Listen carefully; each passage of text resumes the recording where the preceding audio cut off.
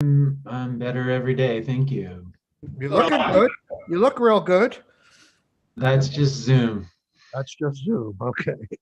We are Uh, live. so we are live. So David, why don't you walk us through the house changes to S210? Sure, You want to put it up on the screen? That would be best. sure. Scott's gonna. Sorry, David. There you go. No, you're good. I knew you would get me, and now I'm the co-host. And is everybody seeing S210 on your screen? Yes. You can make it a little bigger if you could. Great. Just one quick second. I'm gonna pull that down for a moment because I need to be able to pull up another document, and then I'll be able to. So I sent to Scott, and I don't know if Scott, you were able to post an S210 with changes.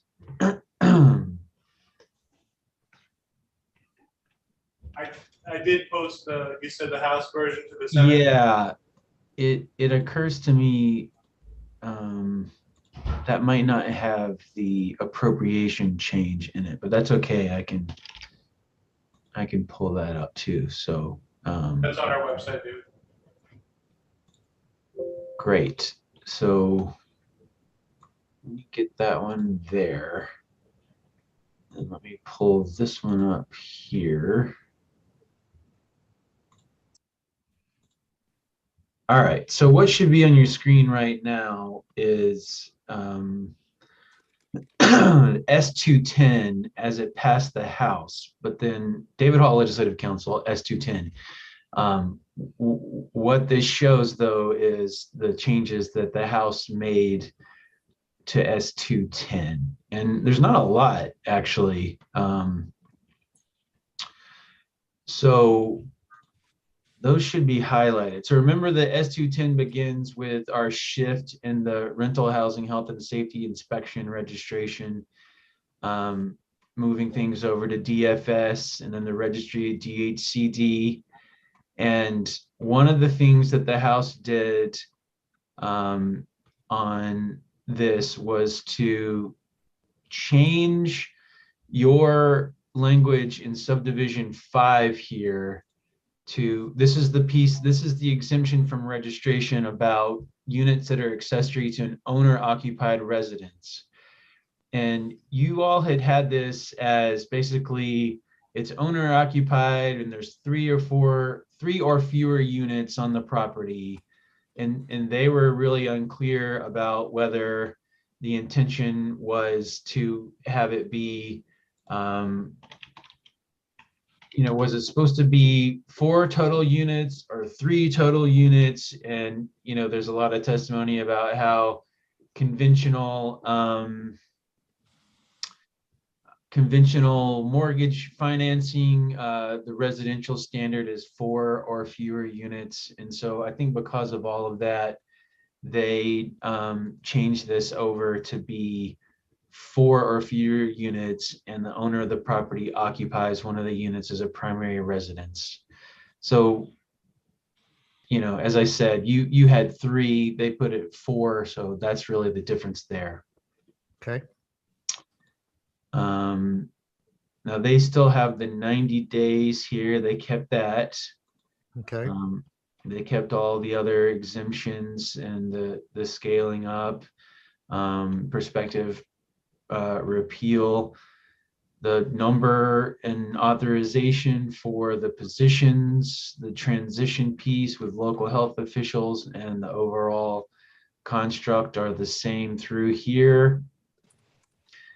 So we move on to VHIP, and they did change the name of the program at the request of the department to be Rental Housing Improvement Program. So, there's some changes here for that. I'd say the significant shift here is this. So, you all had changed this to make the eligible universe of units either the non-code compliant or the ADU. And but pursuant to the request of the department, they added in this subdivision B.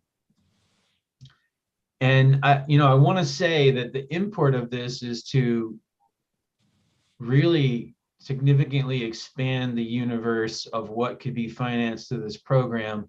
I also think that A would be included in B, and I don't think that A is even necessary anymore. But because of, ironically, because of your emphasis on ADUs in your version of S210 and S226, the House wanted to keep the ADU language separate here in 2A. But as I see it, an A unit would be included in the more expansive B unit and is superfluous.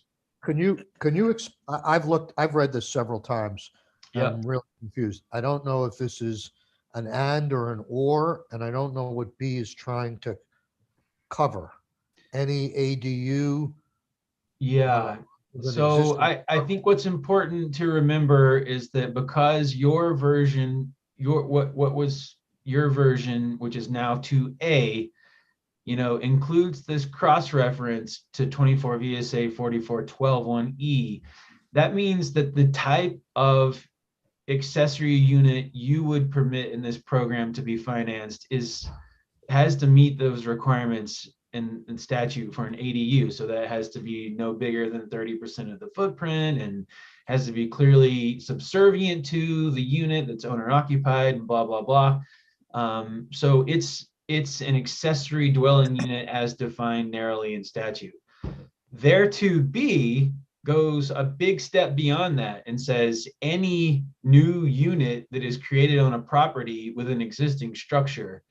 Now, I'm not saying that necessarily would be implemented this way, but the letter of the law would literally permit 50 new units on a property that has a garage on it. And each of those units could be theoretically funded through the program. Again, that's an extreme example, but the point is that if there is any existing structure on the property already, they can create a new unit. That doesn't have to meet the definition of ADU. It doesn't even have to be accessory to something. It could just be a new duplex, in the back of the lot where there's already some existing structure. So I do think it's a significant expansion of the scope of what could be funded in this program, but it is at the request of the department, and the House agreed to it. So are you saying that the House Military and General Affairs Committee, not that this just says that, but that's what they intended, that any building lot that has a house that could accommodate another house can get money for this program? Yeah, I can't obviously I can't tell you what the collective understanding and intention of the committee as a whole, or the House itself is. The examples that they discussed in committee are narrower than the extreme example I just offered, but they include things like, what if I live in a really big house and I want to convert that to a 50-50 duplex or a quadplex? I want to chop that up into become a 4-unit. I want to be able to do that. Another example was from a developer who wanted to add a new building onto a lot that had another building and be able to have 4 units instead of 2 units. And clearly, neither of those examples meet the statutory definition of an ADU per se. So while I don't think anybody expects that, a 50-unit building is going to be added onto a property that has a chicken coop, I don't think anybody is expecting that level of extreme. They are contemplating things that are broader than ADUs. So again, Okay. Well, so our intent was, we heard about this program that was operating without codification. to the tune of uh, five, 6 million the first year, 5 million the second year without a statute. But they did try and follow what passed in S-79 that was vetoed, and it made reference to accessory dwelling units. We were just trying to stay within the program as it had been implemented, but not giving any attention to ADUs. So we were trying to get ADUs to be built and constructed, but I don't think we were trying to do anything like this new language. Not to say it's a bad idea, but it is a major expansion of the program. Mr. Chair, may I chime in? David, Yeah. I think you're absolutely right. To me, they've renamed this whole program, right? An improvement. This is a construction program. I mean, this could be huge new construction on a lot as opposed to an improvement of a building or an improvement of the whole intent of this is to bring non-code compliant and vacant buildings back onto line, right? This is a whole construction program right here in B. Well, I think, so I did, talk with them through the history of how we got to where we are. And I do think there's just been a general drift from a very narrow beginning where this program was for blighted, basically uninhabitable properties that had been vacant for 90 days. That's way back years ago where this proposal first began. And over time, it has moved down the line to, forget the vacancy, let's talk about code compliance. And then add in the concept of being able to add ADUs, which really the department did sua sponte on its own under the CRF program. Then you guys introduced the concept in the body of 210. Let's have ADUs specifically. Let's bring some attention to it. They've gone the next step, added any accessory unit. And I don't want to miss that they've also increased the amount to 50,000 and to say, in determining the amount of a grant or loan, a housing organization shall consider the number of bedrooms in the unit and whether the unit is being rehabilitated or newly created. So there's definitely an expansion. A lot will turn on the implementation, but again, I'm just flagging sort of the breadth of the letter of the law here. Could you go to the next section again? To hear. In determining the amount of grant to the member in the unit and whether the unit is being rehabilitated or newly created. I'm sorry, but this is a big expansion or newly created. That is not what this program was about. This program is about improving, trying to bring low-hanging fruit, non-code compliant, vacant, and blighted properties back onto the market. That it's not about new construction. That's another whole thing. But it is about ADUs, and ADUs have some definition to them in law. It was to try and take overhoused people like elderly people and say, okay, you could take part of your house and build an ADU.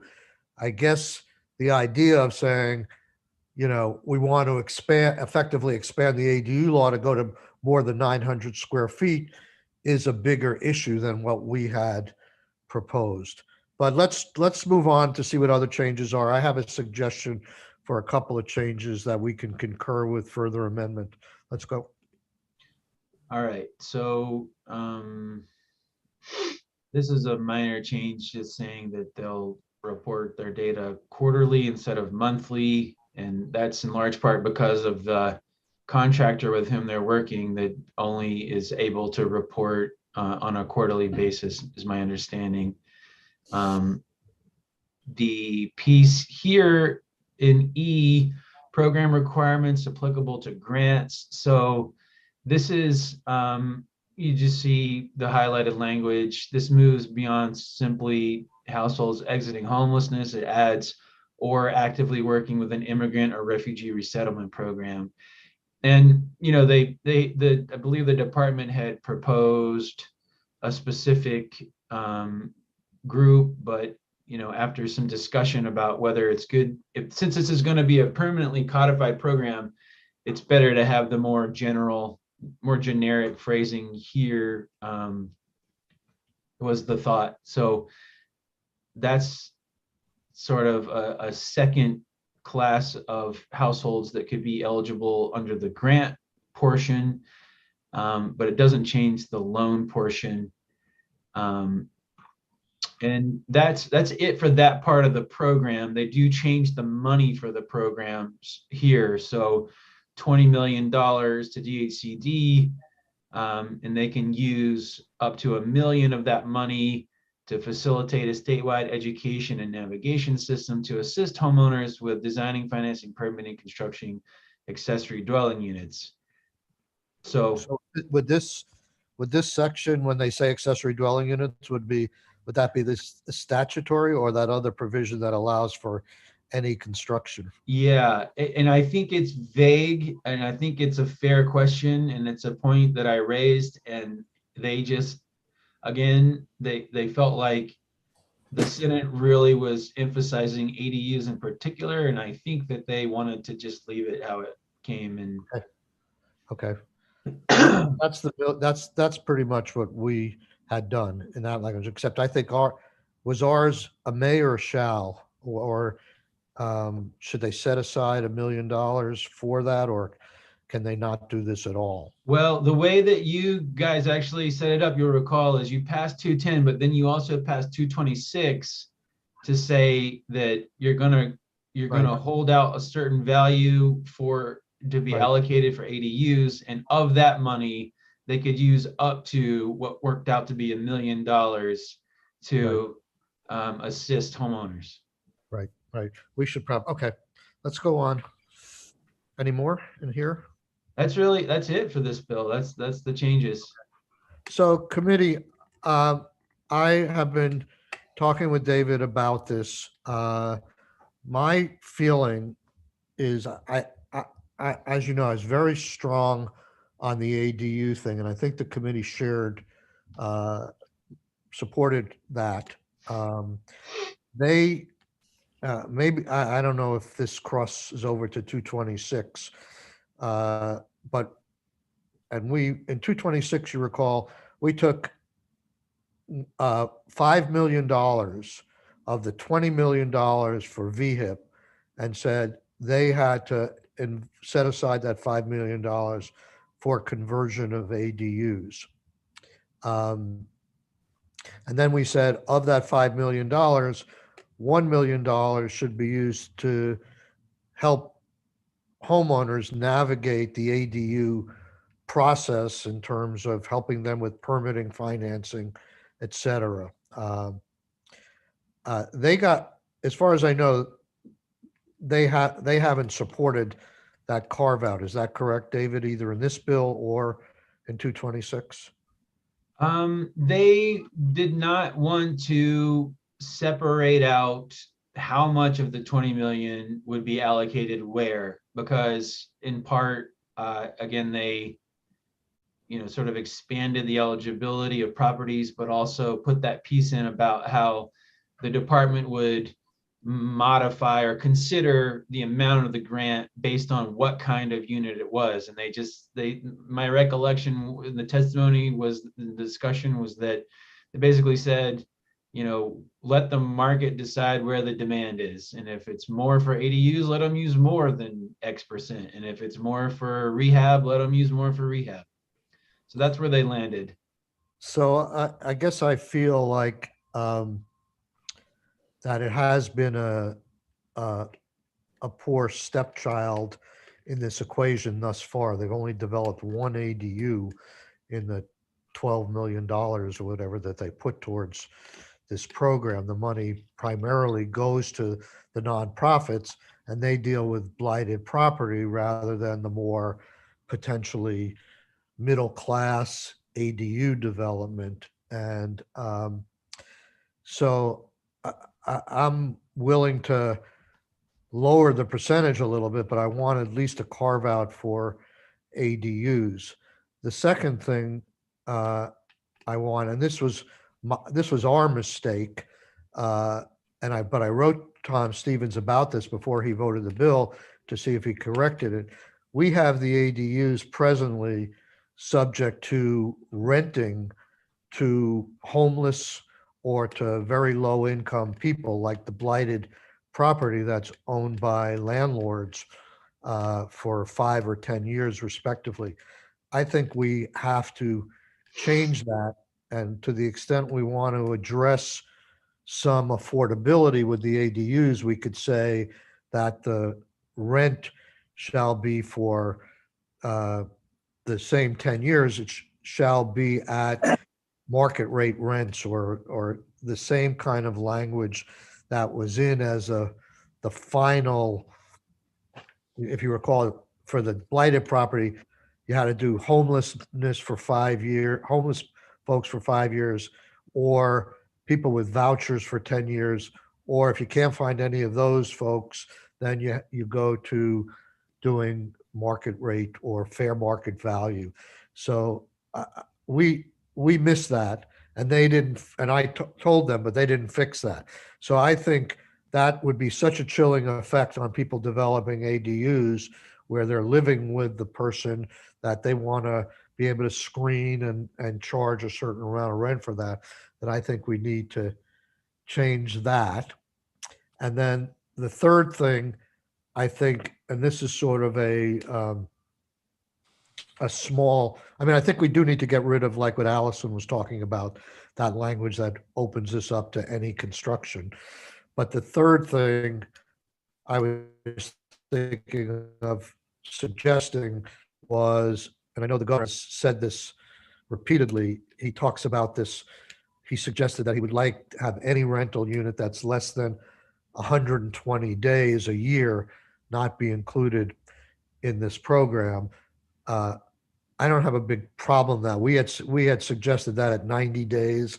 You know, I think we're looking at, in terms of inspections, long-term housing. We're not talking about people who just drop in for a couple of months, or a landlord that rents. We did get rid of camps and seasonal rentals. I think we could also go to 120 days on that.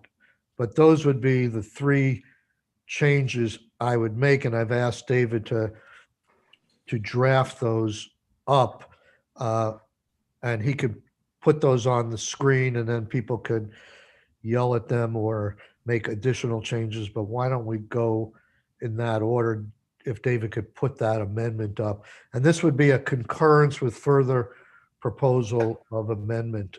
All right, Mr. Chair, the House just passed out 90 days. You're talking about going back to the proposal of 120? I'm just throwing it out. You're right. We're sort of in agreement with what we passed, but Yeah, I never, but it's like, it's more symbolic, I think, than anything. And if it can send a signal to the fifth floor that we're willing to meet that we've met a lot of the things that the governor have said. The goalposts, in my mind, keep moving, but I just throw that out. I'm willing to be outvoted on that. I'm only willing to do that if we think it makes significant progress. You know, in terms of our negotiations with the fifth floor. I'm We not. don't- Yeah.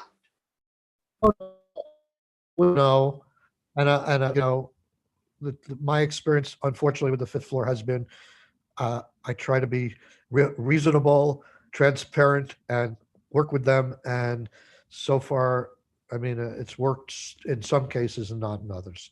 So I throw that out to say 120 days as an olive branch. You know, they may view it as not a big deal either, but that's what he said. I don't think it changes much of anything. The reason a lot of the things that he wanted are really not, I don't find that offensive, because they're not getting at the big thing is the substandard landlord who rents year round to people. And that's who we want to get these properties up to snuff. It's not somebody who rents seasonally or camps or for just 120 days a year. Let's not spend too much time on that. I'm willing to vote on that one right now, but I'd like David to walk through the other things, which are much more. Ra- Randy's got his hand up. Thank you, Randy. Go ahead. Just the only question that I would say is the rental registry is a poison pill. I do not believe that this bill will be accepted with the rental registry in it, period. That's my opinion. I can't confirm that, but I think Okay. that's the poison pill. Right, got it. Okay. David, let's Right. just go through the proposed amendment. Sure. So everybody seeing 1.1 on your screen? Yep. Great. So so this is, as the chair indicated, would be, a recommendation of concurrence with further proposal of amendment. And so I've done this, instead of doing yet another strike all, I've done this as the quote unquote more surgical approach. If you prefer a strike all, it really doesn't matter. But this sort of just narrows the scope of things on the page. This is fine. So the first instance of amendment would be changing that 90 days to 120 days. The second would be in the VHIP program, and that would be, this still has this in it, and Yeah, it's I would still take that out. I'd get rid of that. so, I let me just pause here and say, I hope I am not trying to overstate the case or the expansion here, and I recognize that the examples I have provided you based on the letter of the law are the far end. But again, I'm not sure it's really what the House has in mind so much as let's split this massive house in downtown Rutland into 2 units instead of 1. But anyway, so I guess my point is for 2B, there's room in between, the extreme example I'm offering and maybe what the House more has in mind.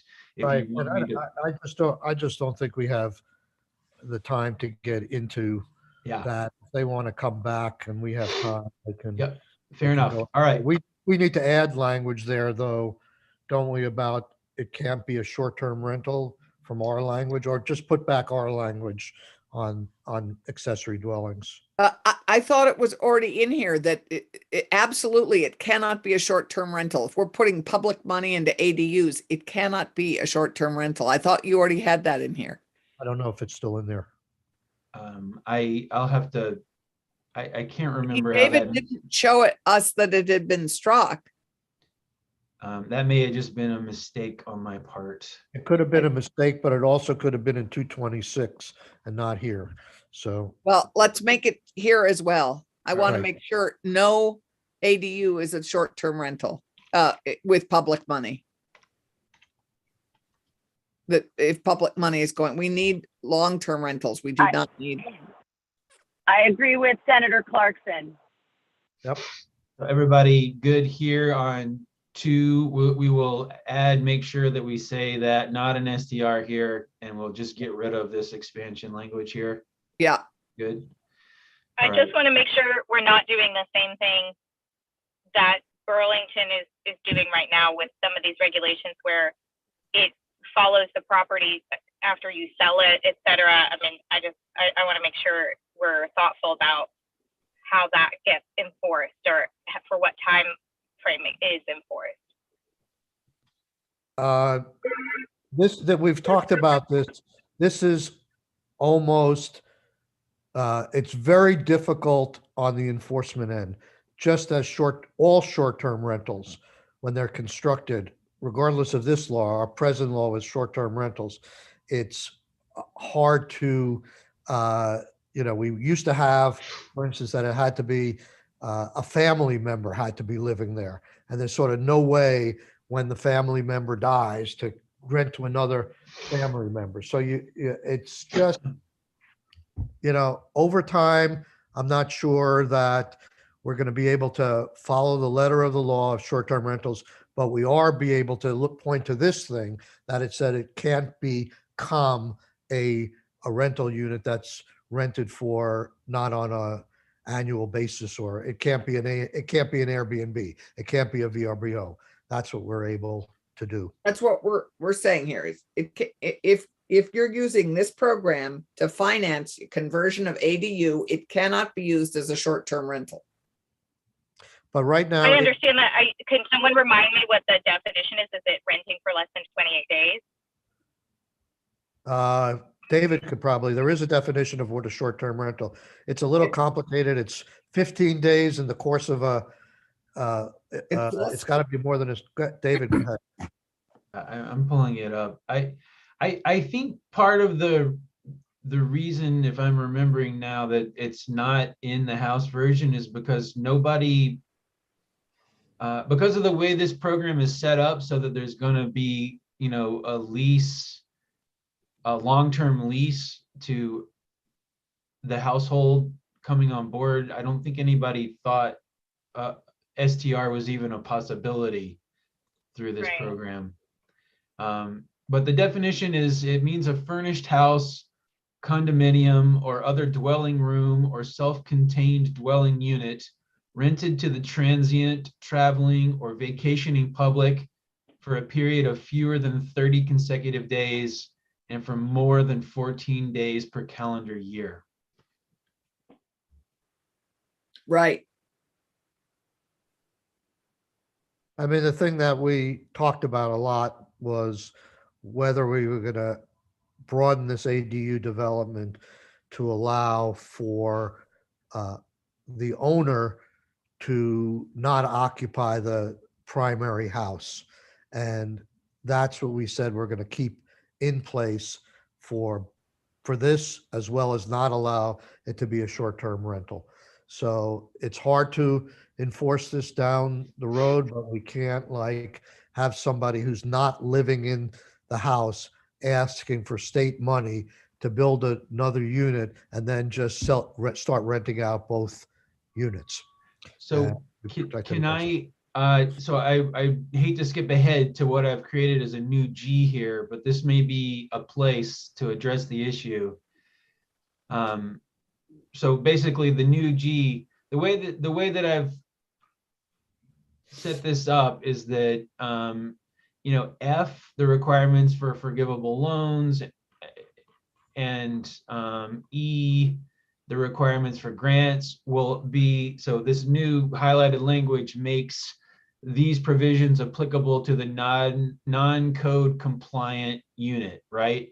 And then, so that's E and F, whether it's a grant or a loan. And then G says, for a grant or forgivable loan awarded for the new accessory dwelling unit, it has to meet the HUD fair market rent.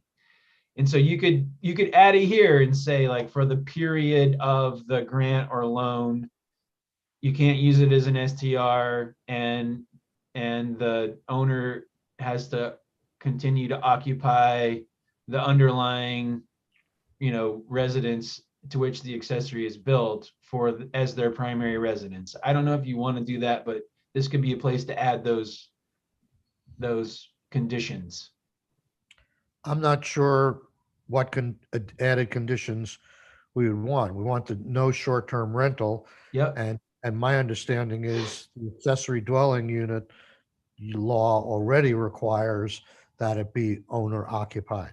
Well, it is at the time you make it, but I guess Right. the question is for the period, either the 5 or the 10-year period. I thought I was hearing discussion suggesting that for the period of the grant or the loan, you want to require that the owner continue to live in the owner occupied housing.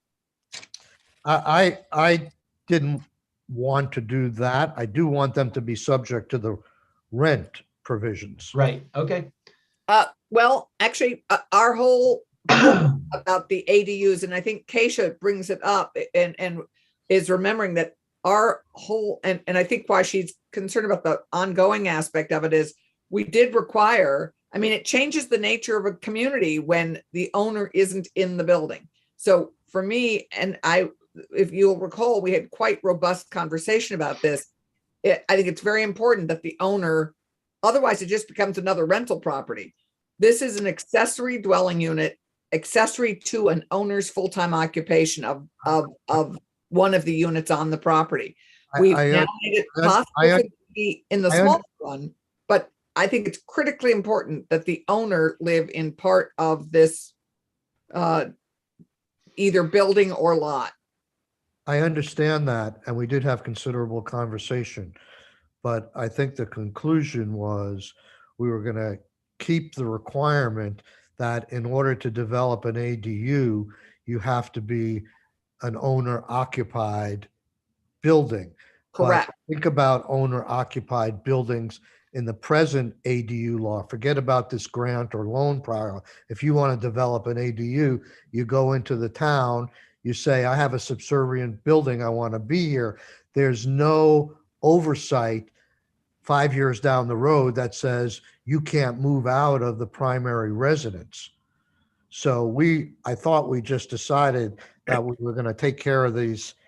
We were going to say it, the existing ADU law applies here. And if there's enforcement, according to Jacob Hemmerich or whatever, the guy from ACCD, he says that would be an enforcement issue by the town to say, you can't continue to rent if you leave that apartment. And that's all we were saying here is that we're not going to have added oversight other than the town's oversight saying this is no longer a complying ADU if you as the primary owner move out. As opposed to saying for the next 10 years, we do that. That could actually work to your disadvantage of what you're arguing. Because right now it's a permanent requirement that the ADU operate in that fashion where the owner occupied person stays there. Mr. Chair, can I do a time check? I'm giving an advertised talk at UVM at 1 p.m. So I have a really hard stop coming up. Okay, we're gonna move off of this. I guess we're gonna have to do this unless people could come back like at 4 o'clock today for a half hour or an hour. We're gonna have to move off this and I want to vote on 7:30. I don't know. Do we have all the language? I haven't seen. Tucker? I don't know if we're. Let me see. The safest thing here to do, we could get rid of both of these things. If there is a half hour that we could reconvene sometime today. Senator Brock, do you have any time for a half hour today? Not really, I don't. That's why we scheduled it in the morning, was because I had a commitment beginning at 3 o'clock. Okay.